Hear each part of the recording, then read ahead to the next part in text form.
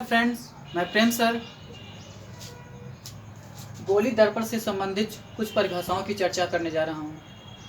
कुछ परिभाषाएं लिखे हैं, कुछ मैंने परिभाषाओं को नहीं लिखे हैं क्योंकि वीडियो काफ़ी लॉन्ग हो रहा है और जो है समय काफ़ी कम है।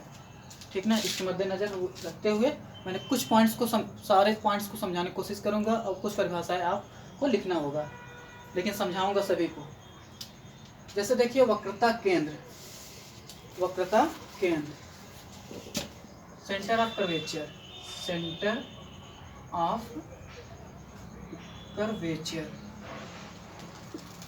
कर्वेचर, ये क्या है? फिगर थोड़ा देखिएगा।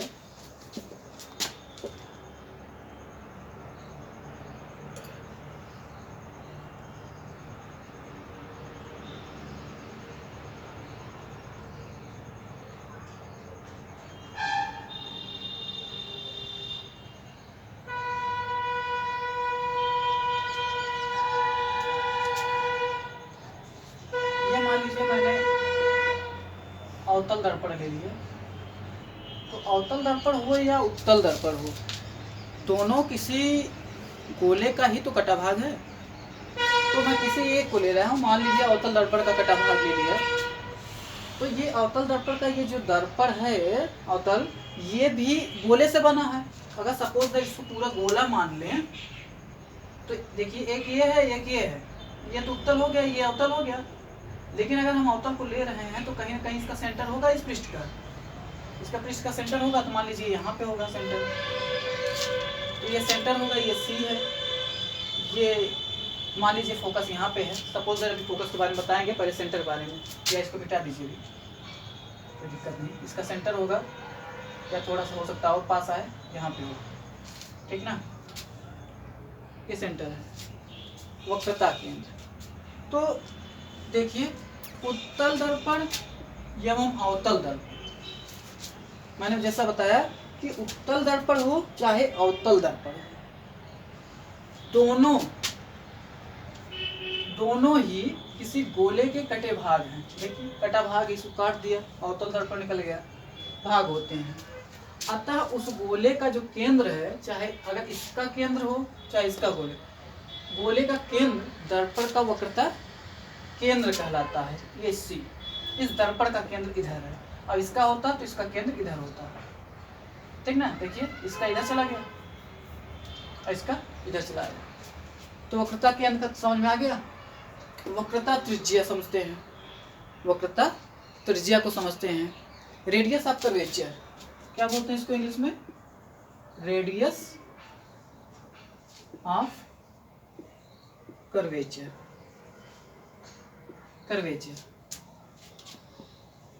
उस गोले की त्रिज्या, किस गोले की त्रिज्या जिससे यह अवतल दर्पण बना है, इसकी त्रिज्या, मतलब यहां से यहां तक की, उस गोले की त्रिज्या जिसके कि दर्पण एक भाग है, जिससे दर्पण एक भाग है, इसका कि दर्पण एक भाग है, दर्पण का ही तो वक्रता त्रिज्या कहलाएगी। इसी गोले की जो त्रिज्या है, जिस गोले से अवतल दर्पण कटा हुआ है, उसका ये जो त्रिज्या है वही उसकी वक्रता त्रिज्या कहलाएगी। ध्रुव को क्या बोलेंगे? पोल।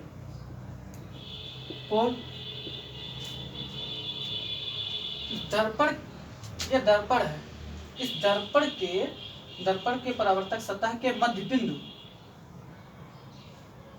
इसका मध्य बिंदु है, मध्य बिंदु को ही पोल कहते हैं। ये दर्पण का पोल है। अब मुख्य अक्ष ये एक्स एक्सिस मान लीजिए, ये क्या है? इसका मुख्य अक्ष है। ये इसका क्या है? ये मुख्य अक्ष है। तो मुख्य अक्ष कैसे होगा?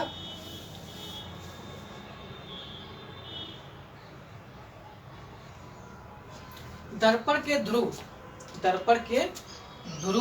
तथा वक्रता केंद्र को, दर्पण के ध्रुव तथा वक्रता केंद्र को जो मिलाने वाली रेखा है, ये दर्पण है, ये मान लीजिए पोल है, पोल पी है, और वक्रता केंद्र यहाँ है, इसको मिलाने वाली जो रेखा होगी, यही जो है दर्पण का मुख्य अक्ष कहलाएगी। अच्छा, नोट कीजिए,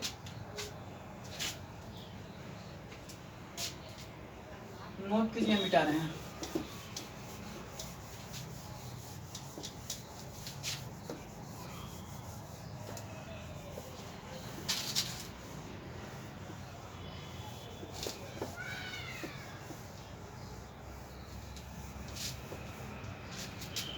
अब अगला है दर्पण का द्वारक।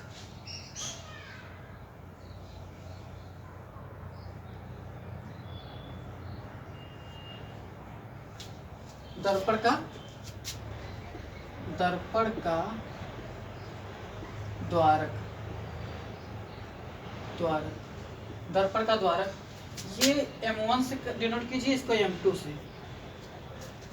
दर्पण का द्वारक, ये M1 और M2 जो है यही है दर्पण के द्वारक, ठीक ना। M1 और M2 क्या है, दर्पण के द्वारक हैं।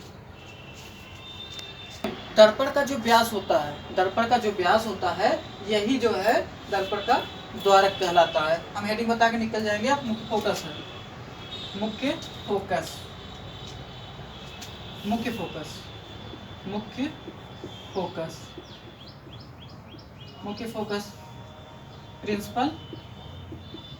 प्रिंसिपल फोकस,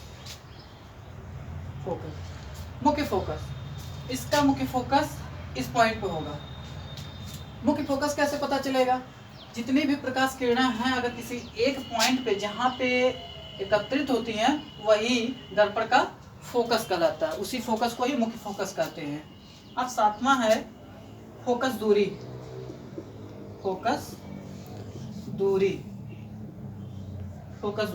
इसको बोलते हैं, इंग्लिश में क्या बोलेंगे इसको, फोकल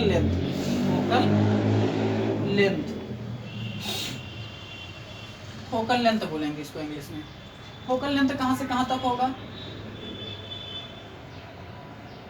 थोड़ा सा देखिए, जो ग्रीन से लिखा हुआ है,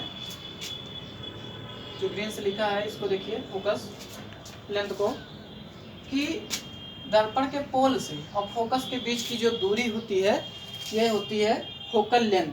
ये होती है फोकस दूरी, फोकल लेंथ होती है। सातवां बच्चा एक है फोकल तल। आठवां क्या, फोकस तल। अब फोकस तल किसे कहते हैं, अब देखिए इसको, फोकल प्लेन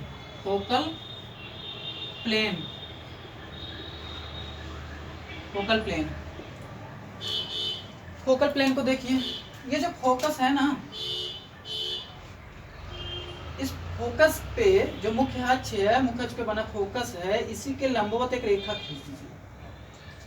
ये जो नीली लाइन दिखाई दे रही है ना, यही इस दर्पण का फोकल तल है। ये क्या है, फोकल प्लेन है, ये प्लेन है, फोकल तल है, इसका फोकल तल है, ठीक ना। नोट कीजिए इसको। अब गोलीय दर्पण से या दर्पण से प्रतिबिंबों के बनने की स्थितियां क्या है, इसको हम थोड़ा सा समझाने की कोशिश करेंगे। इसको समझ जाइए ताकि 6 कंडीशन से हम एक आपको वीडियो में बता दें। दर्पणों से, गोलीय दर्पणों से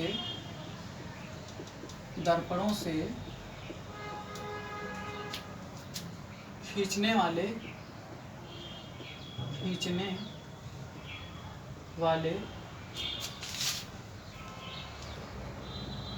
बनने वाले प्रतिबिंबों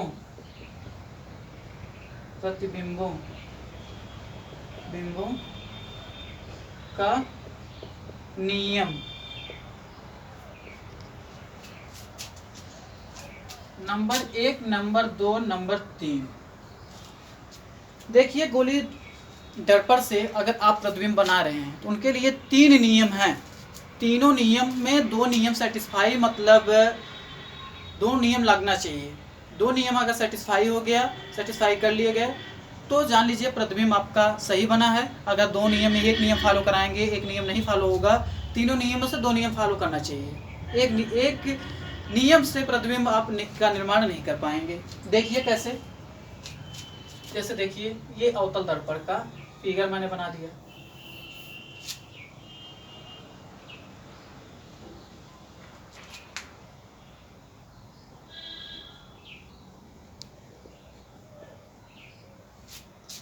ये है अवतल दर्पण। अब अवतल दर्पण का आप तो सारे चीजें जितने भी छोटे छोटे पॉइंट से सब पढ़ चुके हैं। ये मान लीजिए M1 है, ये M2 है, ठीक ना।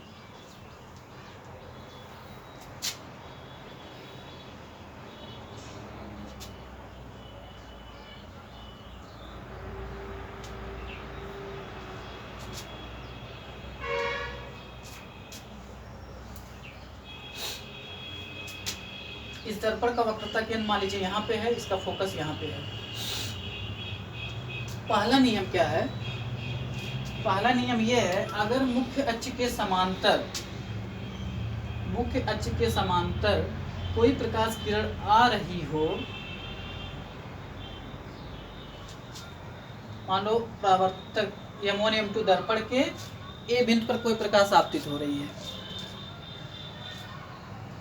प्रकाश किरण मुख्य अक्ष के समांतर यदि दर्पण पे बिंदु A पर आपतित हो रही है तो वो कहाँ से होके जाएगी? मुख्य अक्ष के समांतर आने वाली प्रकाश की किरण सदैव मुख्य फोकस से होके जाएगी। तो सदैव इसका नियम ये है कि फोकस से होके जाएगी।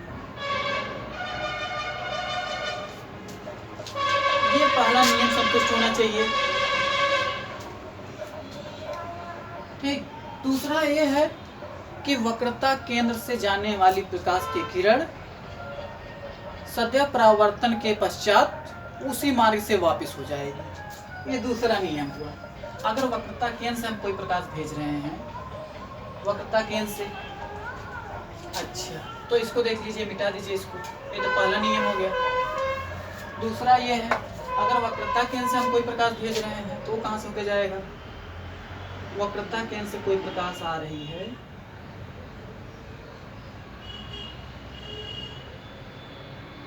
वक्रता केंद्र से कोई प्रकाश यदि आ रही है तो वह आ तो रही है लेकिन जाएगी भी उसी मार्ग से, जिस मार्ग से आई है उसी मार्ग से जाएगी। ये गोली दर्पण से प्रतिबिंब बनाने का दूसरा नियम है। तीसरा ये कह रहा है, तीसरा ये कह रहा है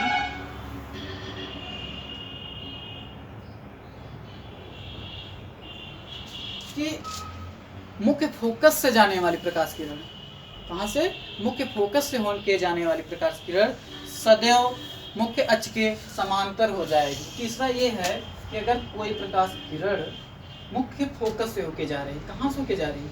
मुख्य फोकस से।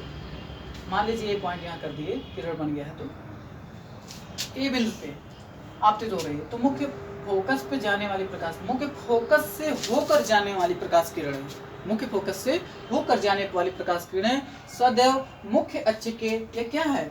मुख्य अक्ष के समांतर हो जाएंगी। देखिए कहाँ हो गई? मुख्य अक्ष के समांतर हो गई। ये तीसरा नियम है। अब इन तीनों नियमों में 2 नियम को फॉलो करना आवश्यक है, चाहे पहला दूसरा हो, चाहे तीसरा पहला हो, तीसरा हो या पहला हो, चाहे दूसरा हो या तीसरा हो, 3 नियमों को फॉलो करना होगा। आज के लिए बस इतना ही। नमस्कार, गुड बाय।